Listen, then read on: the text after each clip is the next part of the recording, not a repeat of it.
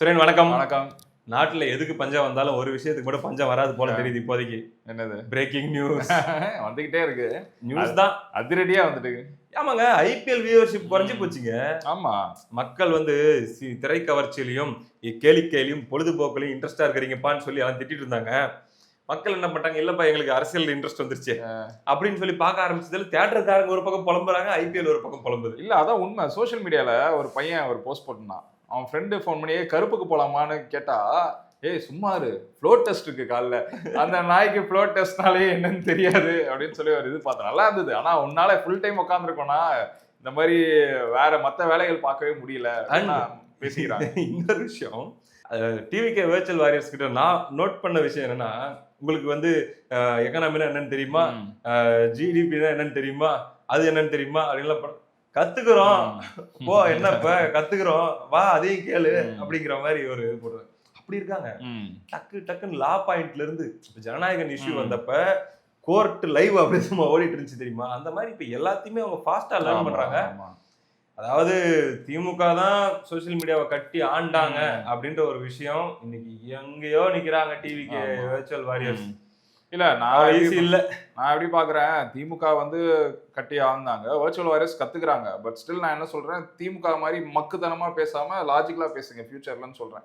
நீங்களும் அதே திமுக மாதிரி என்ன பண்ணாலும் இல்ல கரெக்ட் தான் அப்படின்னு பண்ணாம நீங்க பதில் சொல்லுங்க. இல்ல இந்த சமயத்துல இதாச்சு, அந்த சமயத்துல அதாச்சுன்னு சொன்னீங்கன்னா உங்களுக்கும் ஒரு நாலேஜ் கெயின் பண்ண மாதிரி இருக்கும், உங்க பார்ட்டிக்கும் நீங்க சப்போர்ட் பண்ண மாதிரி இருக்கும். நேற்று ட்விட்டர்ல விஜய் அவர்கள், அதாவது விஜய் அவர்களுக்கு சட்டமன்றத்தில் கேட்கப்பட்ட கேள்விக்கு ட்விட்டர்ல பதில் கொடுத்திருந்தாரு. ஒரு 17 பக்கம் இருக்கும், பிரிண்ட் அவுட் பண்ணி எடுத்தா அவ்வளவு வரும். நீண்ட பதில் கொடுத்திருந்தாரு. எப்படி பாக்குறீங்க ப்ரோ? இல்ல நேற்று ஒரு காணொலியிலேயே பதிவு பண்ணேன். எனக்கு வந்து சரி டைம் கொடுக்கலாம் அப்படின்னு தான் இருக்கேன். எனக்கு வந்து ஸ்பான்டேனியஸா ரிப்ளை கொடுக்கணும்னு தான் ஆசை. ஆனா நிறைய சப்ஸ்கிரைபர் சொன்னாங்க, இல்ல அவர் வந்து ஒரு லைக் நீங்க சொன்ன மாதிரி முன்னாடி சொன்னீங்களே ஃபாஸ்ட் லேர்னர், என்னதான் தெரியலனாலும் சீக்கிரமா கத்துப்பாரு, ஃபியூச்சர்ல அவர் பதில் சொல்லுவாரு. இல்ல உங்களுக்கு வந்து பதில் தேவையா இல்ல நல்ல கவர்மெண்ட் தேவையான்னு சில பேர் கேள்வி கேட்கறாங்க நம்ம சப்ஸ்கிரைபர்ஸ். ஆப்வியஸா நல்ல கவர்மெண்ட் தான் தேவை. பட் ஸ்டில் இந்த மாதிரி இடத்துல வந்து தப்பான ஆட்சி கொடுத்தவங்க இவ்வளவு பேச விடுறது எனக்கு வந்து ஒரு உடன்பாடு கிடையாது. அவங்க நல்ல ஆட்சிலாம் கொடுக்கல. உதய் ரொம்ப நல்லா பர்ஃபார்ம் பண்ணா, நல்லா பேசினாப்ல. ஆனா அவர் கொடுத்த டேட்டா முக்காவாசி தப்பு. சரியா, 66 பேர் நீங்க ஓட்டு வந்து உங்களுக்கு போடல அப்படின்னு. அப்படி பார்த்தா சேப்பாக்ல வந்து ஒரு குறிப்பிட்ட பர்சன்ட் தான் உனக்கு ஓட்டு போட்டது, மத்தது வந்து அகைன்ஸ்டா போட்டது. அப்ப நீ எதுக்கு வர? 60% அவருக்கு போடல, 40% நீ எதுக்கு வர? அந்த லாஜிக் தான் நான் சொல்றேன். அப்படி பார்த்தா உங்க கட்சிக்கு எவ்வளவு பேர் வேணாம்னு சொல்லியிருக்காங்க? இது 66 டிவிக்கே வேணாம்னு சொன்னாங்கன்னா நீங்க 24 75% நீங்க வேணாம்னு தான் சொல்லியிருக்காங்க. ஸோ அதெல்லாம் அவர் சொல்லியிருக்கலாம். அதெல்லாம் நீ பேசாத, அப்போ உங்க கதைக்கு வா அப்படின்னு. அதெல்லாம் ஆசைப்பட்ட மேபி ஃபியூச்சர்ல எதிர்பார்க்கிறேன். என்னன்னா, ஏன் வந்து சட்டமன்றத்துல பதிவு பண்ண சொல்றாங்க அப்படின்னா, ட்விட்டர்ல பதிவு பண்றது வந்து வரலாற்றில் இடம் பெறாது. சட்டப்பேரவையில பதிவு பண்றதுதான் அவை குறிப்பில் இடம் பெறும். அதனாலதான் அந்த ஸ்பான்டேனியஸான பதிலடி எல்லாம் இருக்கணும். சோ இட் வில் ஹேப்பன் அப்படின்ற மாதிரி சொல்றாங்க. அதுக்கு உதய் ஒரு ரிப்ளை போட்டிருந்தாரு பாத்தீங்களா ட்விட்டர்ல. அவர் பதிலுக்கு இவர் வந்து அப்படியே எடுத்துட்டு போறாராம். விஜய் விசஸ் உதய்ங்கிறத கான்ஸ்டன்டா நான் பிரேக் பண்ணணுங்கிறேன். அதை பிரேக் பண்ணி விட்டீங்கன்னா இவ்வளவு பேச்சு வராது. சிஎம் சார் அது அந்த ரிப்பீட் இப்போ வருது. அதுக்கப்புறம் சோஃபா மாடல்னு இப்பயே ஒரு இனிஷியேட்டிவ் ஆரம்பிச்சிட்டாங்க. அவங்க ஐடி ஒர்க் பண்ண ஆரம்பிச்சிச்சு. ஃபுல் நரேட்டிவ் எல்லாருமே அவங்க முன்னாள் அமைச்சருக்குலாம் சோஃபா மாடல் டிஆர்பி ராஜாலாம் போட வேண்டிய கடுகா என்ன கேவலமான ஒரு நிலைமைலாம் வரணுமான்னு யோசிச்சுட்டு இருக்கேன். வேற என்ன வேலை இருக்கு? சோஃபா மாடலோட அதை ப்ரமோட் பண்றாங்களாம். பதிலுக்கு நிறைய மாடல் நான் வச்சிருக்கேன், அதெல்லாம் சொல்ல முடியாது கேமரால. இது ஒரு டிஆர்பி ராஜா, ஸ்டாலின் ஐயா, அன்பில் மகேஷ், இவங்களுக்கு எல்லாம் இப்ப என்ன வேலை இருக்கு? எந்த வேலையும் கிடையாது. எம்எல்ஏ கூட இல்ல. மிக்சர் சாப்பிட்டுட்டு ஹே நல்லா இருக்கு ஒரு ட்வீட் போட்டு ஐடிவிங்ல சேர்ந்துக்க வேண்டியது. இனிமே virtual warriors versus ex ministers. ஆமா, அவங்க ஒரு ஐடிவிங், இவங்க ஒரு ஐடிவிங், அந்த மாதிரி போயிட்டு இருக்கு. இல்ல இவங்க இன்னொரு மீம் பார்த்தா இவங்க எல்லாம் அப்படியே குடும்பம் ஒரு சபரீசன் எல்லாம் ஒண்ணு சேர்ந்து சிரிச்சிட்டு கிண்டல் பண்ற மாதிரி. நீங்க உங்களே கிண்டல் பண்ணிக்கோங்க, ஒன்றும் புரட்சிலாம் இல்லை. அது முக்காவாசி டேட்டா மட்டமான டேட்டா இருக்கிறதுலே ஏதோ நியாயமா லாஜிக்கா பேசியிருந்தா பரவாயில்ல. இந்த மாதிரி ஒரு கவர்மெண்ட் கொடுத்துட்டு நீங்க பெருமையா ஃபீல் பண்றீங்க பாருங்களா, அதுதான் இருக்கிறதே கேவலமான விஷயம். அடுத்ததாக இந்த மே மாசம் கொடுக்க வேண்டிய அந்த 1000 ரூபாய் மகளிர் உரிமை தொகை நிறுத்தி வைக்கப்பட்டிருக்கிறது தமிழ்நாடு அரசால. அதுக்கு அவங்க என்ன காரணம் சொல்றாங்கன்னா, இதுல நாங்க கொஞ்சம் மறுசீரமைப்பு பண்ண வேண்டியது இருக்குது, மாடிஃபிகேஷன் பண்ண வேண்டியது இருக்குது, அதை பண்ணிட்டு நாங்க அப்புறமா கண்டினியூ பண்றோம்னு சொல்லியிருக்காங்க. ஸோ இந்த மாசம் 1000 ரூபாய் கட்டு மேபி ஐயா ஸ்டாலின் முன்கூட்டியே கொடுத்துட்டாரு, இந்த மாசம் கொடுக்க வேண்டியது. ஸோ அதுவும் ஒரு லாஜிக்கா வச்சுக்கலாம். டேட் எல்லாம் வச்சு வேற சொன்னாப்ல உதய், 15ஆம் தேதி அது எதிர்பார்க்காங்க, 20ஆம் தேதி அதை எதிர்பார்ப்பாங்க அப்படின்னு. இப்போ இந்த மறுசீரமைப்புன்றாங்க இல்லையா ப்ரோ, என்ன மாதிரியான மறுசீரமைப்பு வந்தா நல்லா இருக்கும்னு நீங்க நினைக்கிறீங்க? இல்ல எனக்கு ஃபர்ஸ்ட் இந்த மகளிர் உரிமை தொகை வந்து எல்லாருமே எதிர்பார்க்குற விஷயம் தான். அது அவர் ஃபர்ஸ்ட் பண்ணணும். இதை வந்து ஃபினான்ஸ் இப்போ பேசிட்டு இருக்காருன்னு நினைக்கிறேன். நம்ம பேசிட்டு இருக்க நேரத்துல ஒரு ஆலோசனை போயிட்டு இருக்கு. அதை வந்து அவர் கொடுத்தாருன்னா இப்போ இவங்க என்னமா சொல்லுவாங்க, அந்த ஃபர்ஸ்ட் ஜிங்ஸ் பிரேக். நாங்க வந்தோடனே இதை பண்ணோம், இது கொடுத்தாச்சா, நான் சொன்னதை செஞ்சேன் அப்படின்னு. ஆக்சுவலா ப்ராக்டிகலி அவர் வந்து எப்படி ஒர்க் அவுட் பண்றாருன்னு அவங்களோட ஃபினான்ஸ்க்கு தான் அது தெரியும். ஏன்னா ஒரு கம்ப்ளைண்ட் வந்துச்சு, இவங்க கட்சிக்காரங்க நிறைய பேரை உள்ள சேர்த்துக்கிட்டாங்க, வசதியா இருக்கிறவங்க கேட்டகரிஸ் பண்ணாங்கல்ல ப்ரோ, தகுதி உள்ள மகளிர் சொல்லி. அதுல வந்து இவங்களுக்கு வேண்டப்பட்ட ஆளுங்க நிறைய லிஸ்ட்ல கொண்டு வந்து நிஜமாவே கஷ்டப்படுறவங்க போய் சேர வேண்டியவங்க நிறைய பேர் போகாம பண்ணியிருந்தாங்க அப்படின்லாம் குற்றச்சாட்டு இருந்துச்சு. அதுதான் ரீவொர்க் பண்றாங்களோ, அவங்க ஃபேமிலியே கூட அதுல இருக்கலாம், அந்த 1000 ரூபாய் கூட ஏன் விடணும் அப்படின்னு சொல்லிட்டு அவங்க ஃபேமிலி மெம்பர்ஸ் கூட இருக்கலாம். சோ அததான் ரீவொர்க் பண்ணி நாங்க அதுக்கு கடைசி இன்னொரு லிஸ்ட் கொண்டு வரோன்ற மாதிரி சொல்றாங்களா என்னன்னு தெரியல. இருக்கலாம், அது ரீவொர்க் பண்ணணும். இது டீலிமிட்டேஷன் மாதிரி தான், இந்த எஸ்ஐஆர் மாதிரி தான் இது. சரி, இது திருப்பியும் கிராஸ் செக் பண்ணி கட்சிக்காரங்க பெனிஃபிட் ஆகிற மாதிரி திமுக கட்சிக்காரங்களே அவங்க வீட்டுக்கு போற மாதிரி கூட அவங்க பண்றதுக்கான வாய்ப்பு 99% இருக்கு நீங்க சொல்ற மாதிரி. ஸோ அதனால அவர் திருப்பி கிராஸ் செக் பண்ணிட்டு நிஜமாலே யாருக்கு போய் சேரணுமோ அவங்களுக்கு சேரணும். But what Vijay promised is எல்லா ரேஷன் கார்டுக்குமே 2500 ரூபாய். ஐ திங்க் எனக்கு தெரிஞ்சு அதுதான் நினைக்கிறேன். அதாவது 60 வயதுக்கு மேற்பட்டவங்க தவிர எல்லாருக்கும் தான் அந்த மாதிரி சொன்னது ஞாபகம். என்ன சொல்றது, சொல்லுங்க, தப்பா இருந்தா சொல்லுங்க. ஸோ அது அப்புறம் என்ன பண்ண போறாங்கன்ட்டு இன்னொன்னு ரீவொர்க் பண்றதுன்னு ஆயிடுச்சு. அப்படி இன்னொரு ரீவொர்க்கும் பண்ணிட்டா பரவாயில்ல. கலைஞர்னு ஒரு பேர் வேற அதுக்கு வச்சிருக்காங்க, கலைஞர் மகளிர் உரிமை. அதை மட்டும் கட் பண்ணிட்டு கலைஞர் மகளிர் மகளிர் தயவு செஞ்சு அதை எடுக்கலாச்சியார் அப்படிதான் பேரை வச்சுக்குவாங்க, அந்த பேரை மட்டும் எடுத்துருங்க. அது ஒரு சின்ன வேண்டுகோளா வச்சுக்கலாம். அடுத்ததான் சொல்லணும்னா இந்த லைவ் சட்டப்பேரவை லைவ் அப்படின்றது நீடிக்குமா இன்னொரு கேள்வி வந்திருக்கு பிரதர். நம்ம கேள்விப்பட்ட ஒரு தகவல், விஜய் ரொம்ப அப்செட்னு கேள்விப்பட்டோம். அந்த நேத்து நடந்த பேச முடியாத இருக்கலாம் கைண்ட் ஆஃப் எம்பாரஸ்மெண்ட் மாதிரி ஃபீல் பண்ணிட்டாருன்னு ஒரு செய்தி கேள்விப்பட்டோம். ஸோ அவருக்கு சில அட்வைசஸும் போயிருக்கிறதாவும் கேள்விப்படுறோம். எதுக்கு இது வேண்டாம் லைவ் எல்லாம், முன்னெல்லாம் இவங்க என்ன பண்ணிட்டா இருந்தாங்க அப்படின்னு சொல்லி. நீங்க என்ன நினைக்கிறீங்க? இல்லை, லைவ் வந்து இருக்கணும். ஃபர்ஸ்ட் அப்ரிசியேஷனே டிரான்ஸ்பரன்சின்னு அவர் சொல்லிட்டாரு. ஸோ லைவ் இருக்கணும். அவர் வந்து விஜய்க்கு வந்து யார் ஆப்போசிட்ல எப்படி அசிங்கப்படுத்தினாலும் அது அவருக்கு சார்ந்துதான் எல்லாமே மாறும். இப்போயும் எப்படி முக்கால்வாசி பேர் பேசுறாங்க, ஏங்க அவருக்கு தெரிலங்க, அவர் கொஞ்சம் டைம் கொடுங்க, அவர் வந்து மீண்டு வருவார், அவர் பதிலடி கொடுப்பாருன்னு நிறைய பேர் பேசுறாங்க. ஆனால் அந்த லைவ் டெலிகாஸ்ட் வந்து இருக்கணும். ஏன்னா யங்ஸ்டர்ஸ் எல்லாம் என்கேஜ் ஆகிட்டு இருக்காங்க. ஸோ என்ன நடக்குதுங்கிறது அவங்க எல்லாருமே தெரிஞ்சுக்கணும். இது இவங்களோட கவுண்டர்ஸ் மட்டும் கிடையாது, என்ன தமிழ்நாட்டில் என்ன நடக்குதுங்கிறது எல்லாருக்கும் தெரிஞ்சுக்கணும். அதுக்காக எனக்கு அதில் உடன்பாடு கிடையாது. லைவ் ஸ்டாப் பண்ண வேண்டான்றீங்க? ஆமாம், லைவ் இருக்கணும், எல்லாரும் பேசுறதையும் காட்டணும். அண்டு எதிர்கட்சிகள் என்ன கேள்வி கேட்கறாங்களோ அதையும் மக்கள் பார்க்கணும்னு நீங்க பார்க்கணும். கண்டிப்பா பார்க்கணும், கண்டிப்பா. ஸோ இது ஒரு ஆரோக்கியமான ஜனநாயகமா தான் இருக்கும். கண்டிப்பா திமுக பண்ண அந்த தப்பை நீங்க பண்ணக்கூடாதுன்னு நான் வந்து கேட்டுக்கிறேன். அது போக நிறைய பேர் பேசுறாங்க, நீங்க வந்து விஜய் வந்து ரொம்ப ஃபார் விஜய் பேச ஆரம்பிச்சிட்டீங்க. நான் இந்த ஒரு சில இதெல்லாம் நல்லா தான் பாக்குறேன். டாஸ்மாக் வந்து அந்த டைமுக்கு மேல விற்கக்கூடாதுன்னு ஒரு ஹெவி ஆர்டர் இருக்கு. எல்லா டாஸ்மாக் வாசலும் 4 போலீஸ் போட்டிருக்காங்களாம். வாசல்ல இருந்து குடிக்கிறது, கிரவுண்ட்ல இருந்து குடிக்கிறதுலாம் இருக்காங்களே, அதெல்லாம் பண்ண விடாம இருக்கிறதுக்கு பிளஸ் எக்ஸ்ட்ரா 10 ரூபா வாங்கினா நியரஸ்ட் போலீஸ் ஸ்டேஷன்ல போயிட்டு கம்ப்ளைண்ட் பண்ணுங்க. இதெல்லாம் நான் அப்ரிஷியேட் பண்றேன். இதை நம்ம அப்ரிஷியேட் பண்ணா என்ன ஆயிடுது, நீங்க டிவி கேஸ் கவர்மெண்ட் இப்போதைக்கு நல்லா போயிட்டு இருக்கு, நல்லா இருக்குங்கிறேன். இது கண்டினியூஷனா இட்ஸ் ரியல் சேஞ்ச். ஆமா, இது ஒரு விஷயம் நம்ம டாக் பண்றது பண்ணிட்டு இருக்காரு. நான் அப்படிதான் பாக்குறேன். இப்போ 10 ரூபா வந்து ஒரு 2-3 வீடியோ பார்த்தேன், நிறைய பேர் டாக் பண்ணாங்க டிவிகே ஹெட் குவார்டர்ஸ். இப்போ 10 ரூபா வாங்கினா ஸ்டேஷன்ல கம்ப்ளைண்ட் கொடு, வாங்க கூடாதுன்னு ஒரு ஆர்டர் வந்திருக்கு. இதை நம்ம எவ்வளவு வருஷமா பேசிட்டு இருக்கோம் ப்ரோ. வருஷத்துக்கு, அதாவது ஒரு நாளைக்கு 10 கோடி ரூபாய் இந்த 10 ரூபாயால மட்டும் ஊழல் நடக்குது அப்படின்னா நம்ம ஏற்கனவே மாசம் எவ்வளவு 300 கோடி ரூபாய், வருஷம் 4500 கோடி ரூபாய் ஊழல் இதுல மட்டும் நடந்துருச்சு. இதை ஸ்டாப் பண்றாருன்னா நல்ல விஷயம் தான். ஆமா, நல்ல விஷயம். அது போக பப்ளிக் நியூசன்ஸ் வராம இருக்கிறதுக்கு போலீஸ் போட்டிருக்காங்க எல்லா டாஸ்மாக் வாசல்லையும். 717 wine shop. அது இன்னொரு ஓல்டு லேடி பார்த்தா 40 வருஷமா ஒரு ஒயின் ஷாப் எடுக்கணும்னு சொல்லி போராட்டம் இருந்தாங்க. இல்ல 40 வருஷமான்றது அதுக்கு முன்னாடி பிரைவேட் ஒயின் ஷாப் இருந்துச்சு, அதுக்கப்புறம் டாஸ்மாக் வந்துச்சு. அந்த இடத்துல இருக்கக்கூடாதுன்னு எதிர்பார்த்தது அந்த இடத்துல 40 வருஷத்துக்கு அப்புறம் ரிமூவ் பண்ணிட்டாங்கன்னா அவங்க ஓல்ட் லேடி நடக்கூட முடியல. அந்த இடத்துல போயிட்டு ஒரு வீடியோ போட்டு பதிவு பண்ணிருக்காங்க, ஒரு பிரின்சிபல் அப்படின்ற மாதிரி. ஆமா. ஸோ நல்ல விஷயங்கள் இருக்கு, நம்ம நல்ல விஷயம் சொல்றோம். நாளைக்கு தப்பு நடந்தா தப்புன்னு தான் சொல்ல போறோம். ஏன் இப்ப சொல்லிய விஜய் அவர்கள் கவுண்டர் கொடுக்கணும்னு நம்ம தானே சொல்றோம். அப்படியே உட்காந்து இருக்கிறதுக்கு அவர் விஷயத்தை கத்துக்கணும். அவங்க என்ன ஈஸியா எடுத்துடலாம், அவங்க என்ன பண்ணிருக்காங்க என்ன பண்ணலங்கிறத டேட்டா எடுத்தா வச்சு அடின்னு அடிக்கலாம் அசம்பிளில. ஓகே, சரியா? அடுத்ததான் நான் ஒரு செய்தி பார்த்தேன், அதையும் இந்த இடத்துல பதிவு பண்ணும். ஒரு ஸ்டார்டிங்லேயே எச்சரிக்கை கொடுத்தா எடுத்துப்பாங்கன்ற நம்பிக்கையில் திருவாரூர் திருத்துறைப்பூண்டி பழைய பேருந்து நிலையம் அருகே லாட்டரி விற்பனையில் ஈடுபட்ட 3 பேர் கைது. அவர்களிடமிருந்து 2.4 லட்சம் பணம் மற்றும் 160 லாட்டரி சீட்டுகள் பறிமுதல். ஸோ லாட்டரி விற்பனை அப்படிங்கிறது வந்து அன்அஃபிஷியலா அங்கங்க நடக்கிற மாதிரியான தகவல்கள் வருது. முதலமைச்சர் இதுலயும் இது முன்னாடிலேருந்தே வந்துட்டு இருக்கு. ப்ரீவியஸ் ஆக்சுவலி நம்மளுக்கு தெரிஞ்ச நிறைய இடத்துலயே லாட்டரிலாம் வித்து தான் இருந்தாங்க. இன்னொன்னு என்ன எதிர்பார்க்குறாங்கன்னா, ஆதவ் அண்ட் கோ இருக்கிறதுனால இவங்க திருப்பி லாட்டரிய வந்து லீகலைஸ் பண்ணிடுவாங்களோன்னு நிறைய பேர் இந்த கேள்வியை கேட்குறாங்க. அது வந்து ஆப்வியஸா பண்ண முடியாது. அதனால இப்போ நடக்கிறதையும் அவங்க வந்து ஸ்டாப் பண்ணணும் தான் நான் வந்து எதிர்பார்க்கிறேன். லாட்டரி விற்பனை எல்லாம் வந்து அபிஷியல் ஆக்கப்படுச்சுன்னா விஜய் அரசு முடிஞ்சது கவிழ்றதுக்கும் முடியறதுக்கும் முக்கியமான காரணமா அது கண்டிப்பா இருக்கும். சாராயத்தை விட பல மடங்கு ஆபத்தான அடிக்ஷன் அது. சூது லிட்டரலா. கண்டிப்பாங்க. ஸோ நடக்காதுன்னு நம்புறேன். அடுத்தது பாப்பம்பட்டி அணி பரிதாபமாக இருக்கிறது. ஏப்பம்பட்டி அணி எரிமலையாக குமரி கொண்டிருக்கிறது. அதாவது எதிர்கட்சிகள்ல ரெண்டு ஜெயின்ஸ் இருக்காங்க இல்லையா ப்ரோ? இந்த 2 ஜெயின்ட்ல ஒரு அணி பார்க்கவே முடியல. அதிமுக அணி சத்தியமா சொல்றேங்க. கொடுங்க.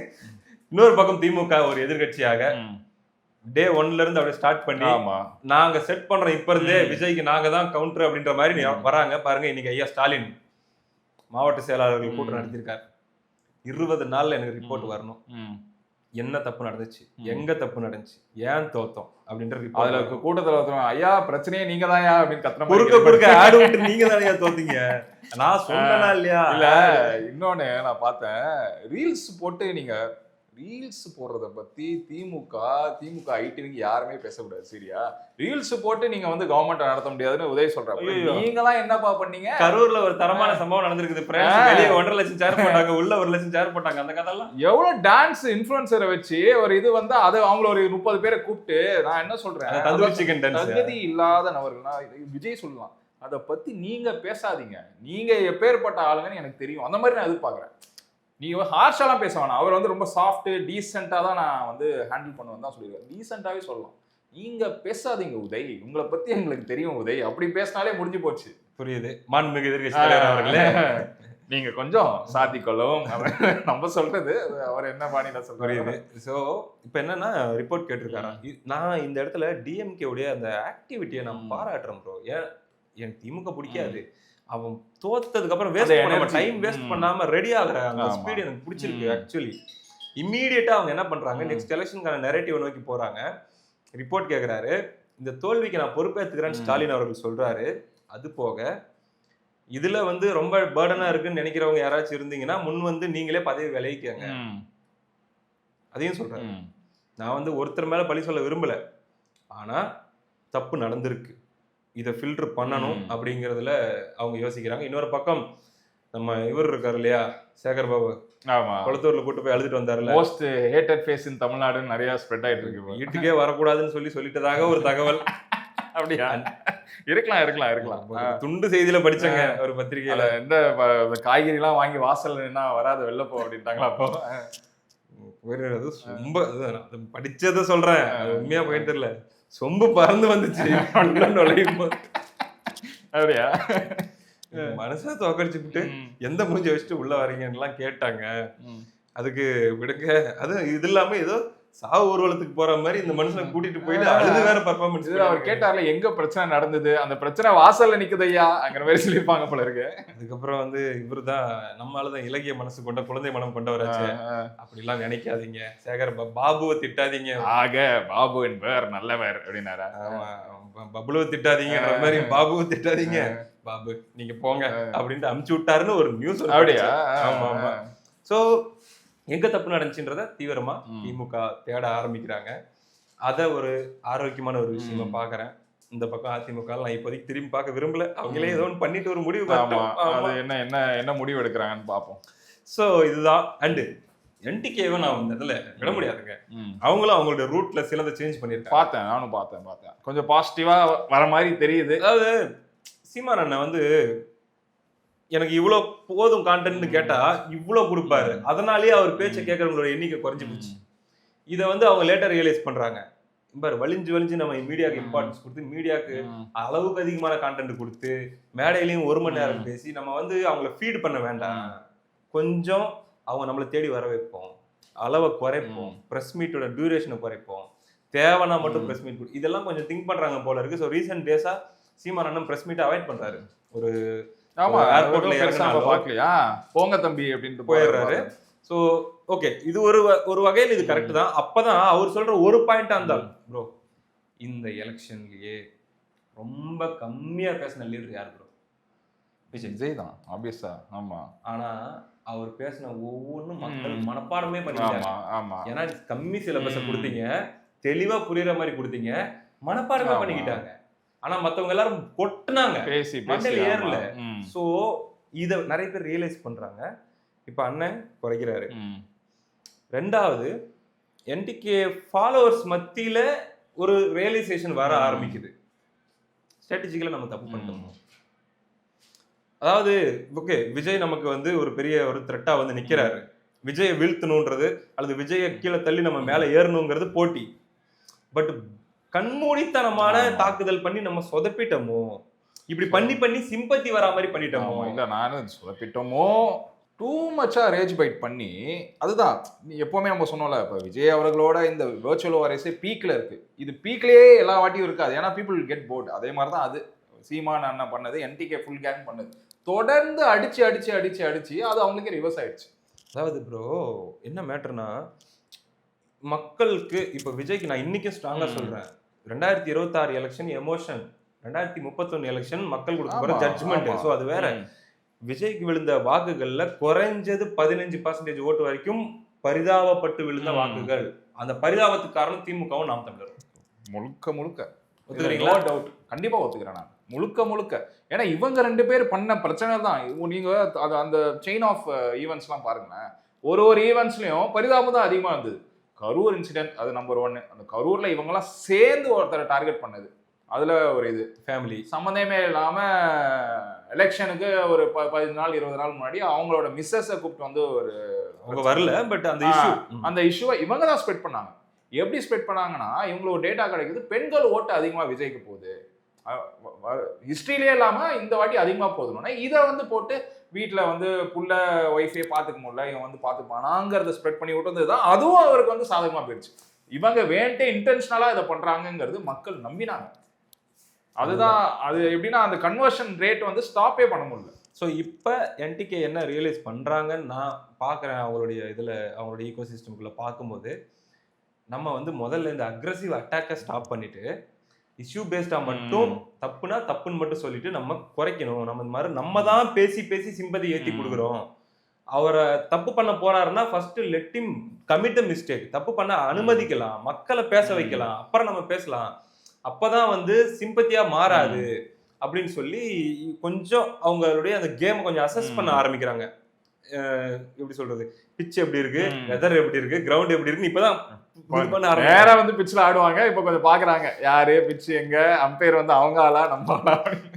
இந்த இதை நம்ம பேசினா நமக்கு ஓட்டா கன்வெர்ட் ஆகுமா, அவங்க கன்வெர்ட் ப்ரோ அதிகா பேசுங்க. ஒரு யூடியூப் சேனல் நாம் தமிழர் ஆதரவா இருக்கிற ஒரு சேனல் ஆடி தீர்த்துச்சு. ஓகேவா, எல்லாரும் இன்னும் ஆடிட்டு தான் இருக்கு. ஃபாதர் ஆஃப் டிவிகேவை புதைச்சிட்டாரு அப்படின்லாம் பில்டப், மொரட்டு பில்டப் கொடுத்தாங்க என்டிகே சம்மந்தப்பட்டவங்க. அந்த சேனலுடைய சப்ஸ்கிரைபர்ஸ் எவ்வளவோ அதை விட கம்மி தான் நாம் தமிழர் வாங்கின ஓட்டு. பெத்தட்டிக்கல். எவ்வளோ மோசமா இருக்கு கேட்கறதுக்கு. சீரியஸா வந்து ரொம்ப இதுவா இருக்கு அது கேட்கறதுக்கு. அதை இப்போ ரியலைஸ் பண்றாங்க.